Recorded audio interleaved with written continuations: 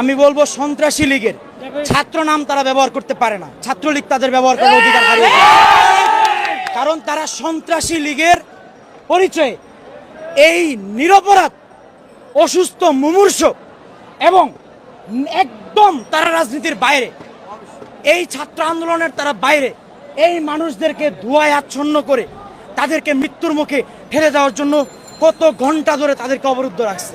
আমরা চেষ্টা করতেছি আগুন কিভাবে নিভানো যায়।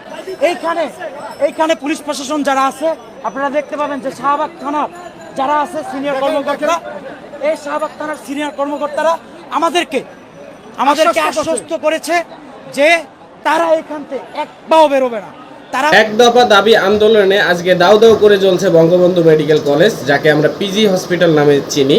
আসলে কে বা কারা এই পিজি হসপিটালে আগুন দিয়েছে সেটা আমরা, বঙ্গবন্ধু মেডিকেল কলেজে আগুন দিয়েছে সেটা আমরা সেখানকার শিক্ষার্থীদের মুখ থেকেই শুনবো।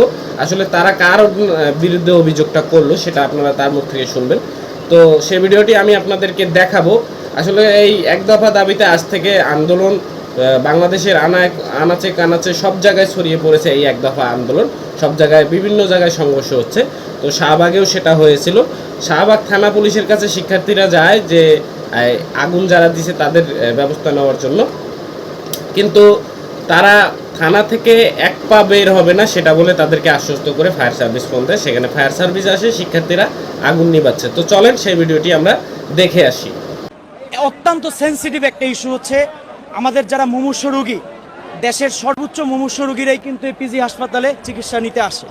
তো এই সকাল 8:30 থেকে 9টার ভিতরে, 10:30টার ভিতরে, এই সময়টার ভিতরে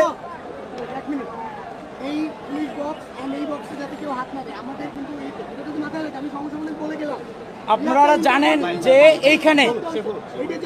এইখানে সন্ত্রাসী লীগের, আমি বলবো সন্ত্রাসী লীগের ছাত্র নাম তারা ব্যবহার করতে পারে না। ছাত্রলীগ তাদের ব্যবহার করার অধিকার হারিয়েছে, কারণ তারা সন্ত্রাসী লীগের পরিচয়ে এই নিরপরাধ অসুস্থ মুমূর্ষ এবং একদম তারা রাজনীতির বাইরে, এই ছাত্র আন্দোলনের তারা বাইরে, এই মানুষদেরকে ধোঁয়ায় আচ্ছন্ন করে তাদেরকে মৃত্যুর মুখে ঠেলে দেওয়ার জন্য কত ঘন্টা ধরে তাদেরকে অবরুদ্ধ রাখছে।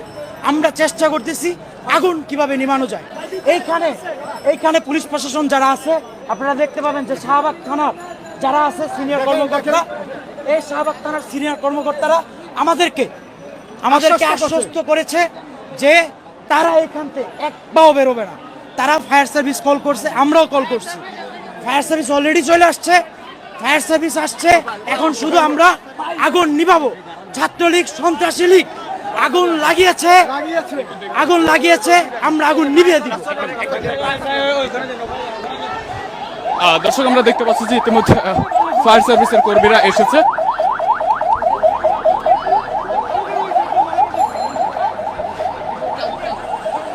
বঙ্গবন্ধু শেখ মুজিব মেডিকেল বিশ্ববিদ্যালয়ের ভিতরে যে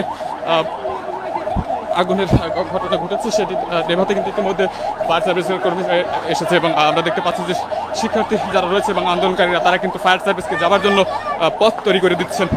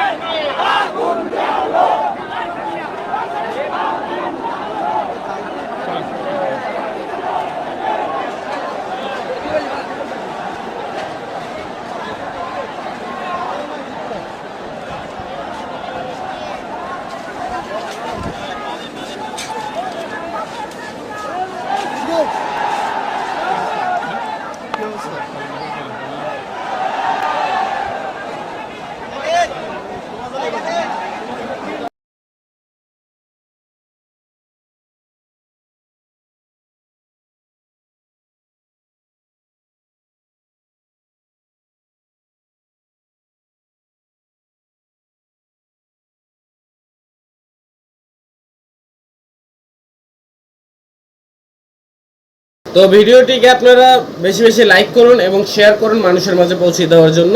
আর আপনারা দেখতেছেন বাংলা নিউজ বিডি টিভি, এরকম নিত্য নতুন আপডেট ও লেটেস্ট ভিডিও সবার আগে আমার চ্যানেলে পেয়ে যাবেন। সেই জন্য চ্যানেলটিকে সাবস্ক্রাইব করে পাশে থাকা বেল আইকন বাজিয়ে দেবেন। আর যারা অলরেডি সাবস্ক্রাইব করেছেন সবাইকে অসংখ্য অসংখ্য ধন্যবাদ। দেখা হচ্ছে নেক্সট ভিডিওতে, ততক্ষণ ভালো থাকবেন।